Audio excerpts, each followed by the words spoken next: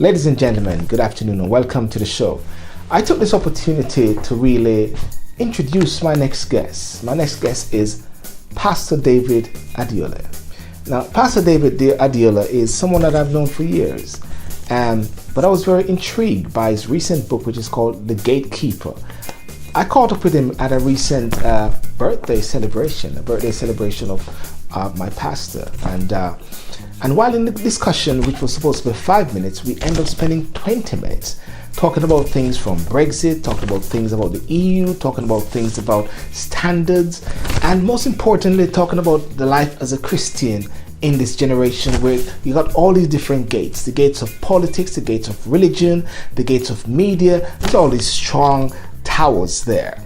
And I want you to spend the time and take through this particular interview with Pastor David. It was just to be 5 minutes. I said literally 5 minutes, and it went over 20 minutes. And so I decided to package it and make it a show. Ladies and gentlemen, Pastor David Adeola, as he talks about the gatekeeper, and we have some fundamental interaction this time. See you later, and remember, let us hear your views, your comments, and everything like that in regards to this discussion that we have. Very challenging, very provoking, but it's very intriguing.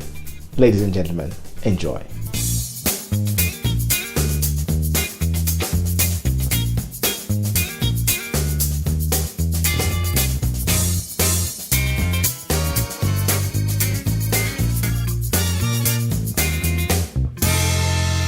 Every opportunity that I get, I always try to capture the moment. And I'm at my pastor, which is Pastor Roland Henshaw, 60th birthday, and guess who I saw? Pastor David Adeola. Did I get it right? Yeah, you did quite well, actually. Well, listen, since you wrote that book, The Gatekeeper, okay, I've messaged you a couple of times, and every time I message you, you say you're either on the plane going to Nigeria, you're going somewhere traveling, and I say, you need to come on the show. So I said, listen, I'm seeing you here, so might as well we just have a quick chat. I go preview before we go on the red chair, even though we got some red chair here. Yeah, that's good. So tell me about the gatekeeper, sir. The gatekeeper, it's I got an inspiration to write this book about 10 years ago in Jerusalem, and the Lord was highlighting to me how we need to be, as Christians, to begin to pray for our nations. Mm-hmm. Most of us Christians, we're more inward looking. Yes. What am I going to get? God, I need a new car, I need a new house. But this is a different level of intercession. Right. And that is standing at the gates of the nation and speaking at the gates and believing God for his purposes for that nation. So that's a very, just to encapsulate that in a very way. And one of our gates is the parliament. That's a gate. Yes. That's a gate. Politics, it's a gate. The church, it's a gate. Yes. So we need to have people who can stand there and pray unending for those gates. So that's and also the media as well. That's the media, yes, definitely. The media needs to be, they need a cleansing. So someone has to stand at that gate to bring about God's purposes concerning that particular area. Because Pastor Colin Dye, who's for Kensington Temple, is one of the things that he always talk about, the different gates. Yes. There was a prayer. There was a big conference we had one time called Grace for the City. Yeah, that is even more poignant now. Yeah. When you look at what we did then, that must have been about 15, 16 years ago. Yes. What he was talking was that there was so much of where would almost saying the nation was in kind of apostate. Yes. And we were asking for the Lord's mercy. That is even much more needed now. He said where sin abounds, grace, abounds so much more. So we need that even now. So you can imagine that even 16 years ago, he saw this, that we're going to need a time when we're going to have to come on our face and just say, Lord, we're sorry. That's very interesting. So let's go zero into the UK now, because as you said, the revelation was like when you're in Israel, but of course it's a nation thing you're talking about. Absolutely. Brexit, politics. I mean, so much is happening now in the UK. We have different discourse on Facebook also. What are your thoughts on Brexit for the UK now and the whole political fraternity? Yeah. What's your thoughts on? I just believe we need to just get on with the job. get on with what we're doing. We have already voted. Yes. And the referendum says, I think whether it was 52% to 48%, that's not the point now. We have actually triggered the Article 50, and we should just allow the government to get on with the job of negotiating. You have so many people trying to kind of doctor it. They want to doctor it. Some are even suggesting we have another referendum. Yes. But no, that is not the case now. We need to have a unifying government, a unifying team in the House of Commons to actually make this successful. Otherwise, they're looking at us as if we're just a bunch of we're in a circus, flip-flopping, and we're not sure. One moment someone is saying, yes, this is the right way. Another person is saying, no, it's not the right way. But we need to just get on with the job. We have 2 years. Yes. And you know what Barney has said? He said the clock is ticking. And also, today, I think former Prime Minister Tony Blair was saying that actually I think we can somehow get out of this Brexit thing, and Lord Adonis, another who was an advisor to government, but a former Labour person, is saying that this is the worst thing since the Second World War. No, he was just an alarmist. We've had that. They told us it was going to be Armageddon. Yes. 1 year now. Yes. Is it really Armageddon? Yes. The economy is doing much better, even now.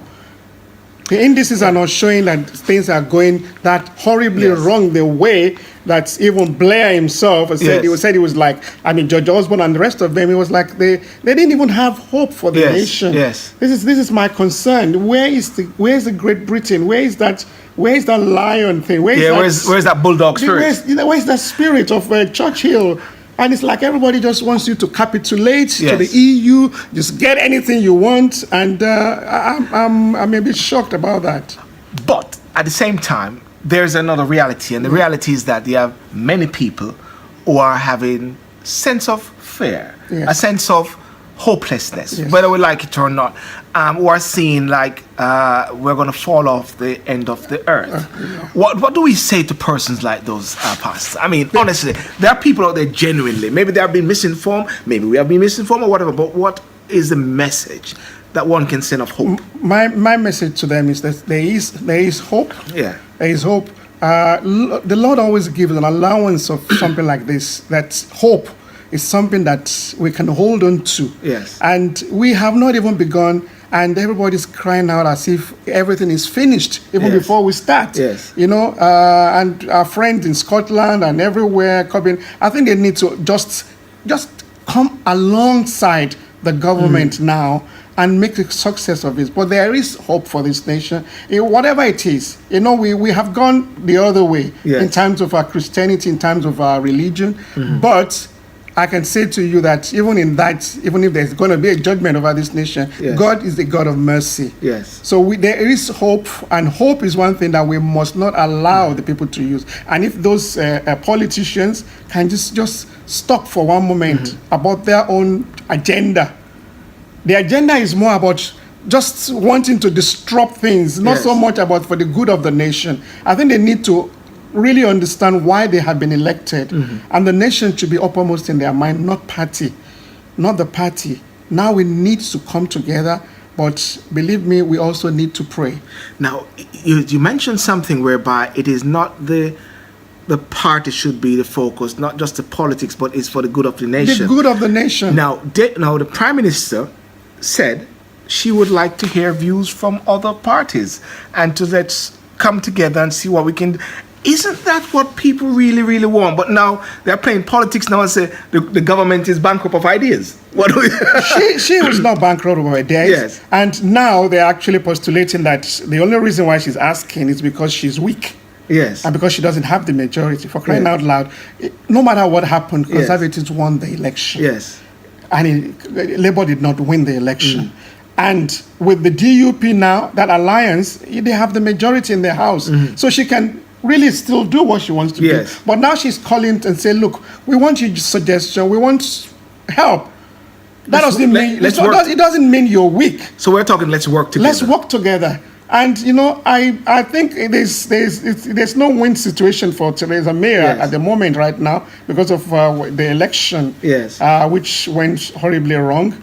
And for me, spiritually, I thought it was because when pride came into fore with her, that was when the whole thing started crumbling. Because believe that everything was in a pocket. Absolutely. And things are there in politics. Yes. So in light of that now, in a way, I've got this view that somehow this is an opportunity for parties to really work together. Absolutely. I believe this is the time for them to work together for the good of the nation. And, we should just leave all the party politics and allow this process. We need a unified front when you're going to the EU. Those guys are not easy. I mean, I've been inside that place more than 30 times. This is like the Tower of Babel, isn't it? Yes. Oh, it is there. Yes. The building is there in Strasbourg. Wow. It's actually, it's designed in a way that it looks like it's uncompleted. Right. And they actually named it Tower of Babel. So it's not something that is not, it's not like something that you don't know. Well, ladies and gentlemen, I mean, what many people say and many people do not want to say is that the European Union, the building, is somewhat a replica. Yes, it is of a replica the Tower of Babel, which you can explain. Yes, it's a replica of the Tower of Babel. When you see it from the front, you see it is finished, but it looks like an uncompleted building from the outside. Yes. So it's really a replica. I mean, and in every way, when you see the kind of things that are coming out, it's totally godless institution. Totally a godless institution. Wow. I mean, anything God is not in a manifest, anything God is not in anything that they do. So it is really time for Britain to separate itself. It's interesting. That's good. Interesting what you said. And now I think about standards now. Yeah. I mean, I grew up in certain standards. You have certain standards. Yeah. But now society, government, politics, political correctness is now trying to tell us to change. No, we have to take a stand. Right. We have to take a stand. And taking a stand would have to go beyond just saying it. Yes. We have to be, really being active, even as Christians, in politics, and praying. And this is where also the gatekeeper thing comes in play. So we have to be people who would take a stand in the realm of the spirit for our nations. And there's no other way. The way it is going now, we need to pray. We need to pray. And what God wants to do now can only be sustained by prayer. It can only be sustained by prayer. There's no other way. Because there's a scripture in the Bible that talks about stand at the gates and watch. Watch. Stand at the gates and watch. Yeah. And see what I would do. There's a place also where it speaks about, Jesus being the gate. Yes. Jesus being the gate. So we've got to begin to see him more and more. I mean, I don't think we should lose sleep about what is happening with the Church of England. God is in control, isn't it? God is in control. Church of England. What's happening in the Church of England? I mean, the Church of England is they've gone bonkers now, and excuse my French. Yes. But what is happening now is that the Bible is no longer the standard by which the laws and whatever bylaws they passed in the synod. Yes. And it's quite disappointing. And as an institution that's supposed to hold the nation together spiritually, the word doesn't seem to come into play when they make their decisions anymore. Do you think political correctness is one of the great enemy of standards of building a godly society? It is political correctness, and nobody wants to be seen to be saying this or saying that. So everybody wants to align themselves and be there to say the right things at the right time. Yes. We're becoming too careful. Yes. About what we say, what we don't say. How is it going to? Whatever we need to do is to stand with the truth, and if we, as Christians, we need to stand with the Word of God. Yes. That should be our standard, regardless of what anybody says. But David, someone listening now, and when they see this video, they're going to say, who determines the truth? David, who tell you that your truth is the truth? How do we know which is the truth? If my truth is based on the Word of God, then it is the truth. Right. So it's no longer me. Yes. And that was why I was a bit. I didn't like the fact that Tim Farron was attacked. Yes. But if the Bible says something, don't go in because of politics and say no. It doesn't mean that. Yes. No, what the Bible says is what the Bible says. Yes. And I thought all he needed to do was just quote the Bible.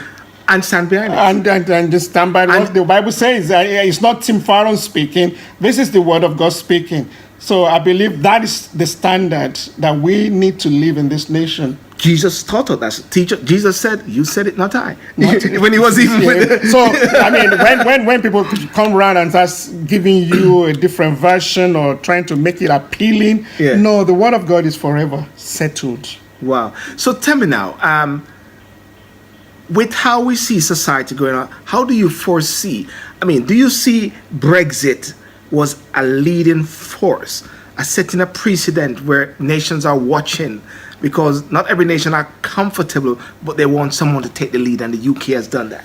I believe the UK has done that. I believe personally, this is my view. I believe it was something that was God had a hand in it. Yes, I believe God had a hand in it, and I believe for a season, a lot of the other nations in Europe are actually watching. Yes, and you'll be surprised. Britain is not going to be the only one. Right. And because Cameron did try. Yes. To negotiate, it tried to bring an understanding, but they're beyond reform. They don't want reform. Right. It's not an institution whereby okay, you have a chance to speak, and maybe that's a good idea. No, they said they've set their rules, and their rules is their rules. So we can't give you. Yeah. I mean, understandably, if you belong to a club, you're not supposed to be given like a priority or given extra whatever, but in a way, I believe the Lord would have us leave. Yes. That's my humble opinion. I believe, and I believe we will go through it. Yes. And my sense is it might not be as difficult as the newspaper, the media is saying it's going to be, because it's in the best interest of both parties. Yes. I mean, Europe will still want to trade with England. Well, I say to people, geographically, UK is not really leaving Europe. No, we're still Europeans anyway. We're Europeans. They live in the EU. Yes. And people tried to mix up the two. We're going to live, you're Europeans, and you will always be Europeans. You just live in an institution that wants to govern your sovereignty. Yes. And I think they're taking back the sovereignty for a nation. Well, it's interesting because even Trump went over to Macron. Yeah. And Macron and Trump seem to have a good time. Long handshakes and everything like that. Absolutely. But it's also like the UK is somewhat allowing Macron to lead the way now. I mean, here we're all demonstrating don't want Trump. He is demonstrating it, and he is leading the way unless someone, really steps up. But we need to allow Theresa May to run the nation. Because there's just too much. Everything, she turns left, there's someone waiting, she turns right. So it's like, there's nothing that she does. But I believe, I wouldn't even encourage her to resign. I believe she should stay. I believe she should bring that stability, and I believe she's the one that could actually go in there now and actually give us a good negotiation. Yeah. And really, I don't see anyone of those guys actually having at this time. Yes. And of course, because of the margin of the amenities in Parliament now, it's a bit unshaky. Yeah. And of course, at this time, without a doubt, ladies and gentlemen, there's a clear need for stability. And the democratic process must be followed. I mean, it's like nobody want to trust the democratic process unless it is your process in your favor, isn't it? Yeah. But it is working. Yeah. Believe me, in any one of the nations in the world, the democratic system in the United Kingdom is working perfectly. And we could see that all over the place. And it is still working. And thank God for that. Yes. And for people like Nick Clegg or Tim Farron to start suggesting you have to have another EU referendum because it doesn't favor you. I mean, it's absolutely ridiculous. Well, Nicola Sturgeon tried it, and they blowed her out of the water, so she's now quiet. She realized that, hang on a second, come off your own agenda. You know what I mean? The people have spoken. Nick Clegg was not even... Exactly. He lost his seat. Exactly. He lost his seat. I mean, Nicola Sturgeon lost so many seats. Exactly. And even now, Alex Salmond. Oh, he's out now, isn't out. So, really, when you look at this being played out, you see... God is moving in a very, very interesting way that most people would not recognize unless you told them. Well, listen, I'm glad that I stopped you, and I'm glad that I just listened to you. But any last word you want to say to persons out there?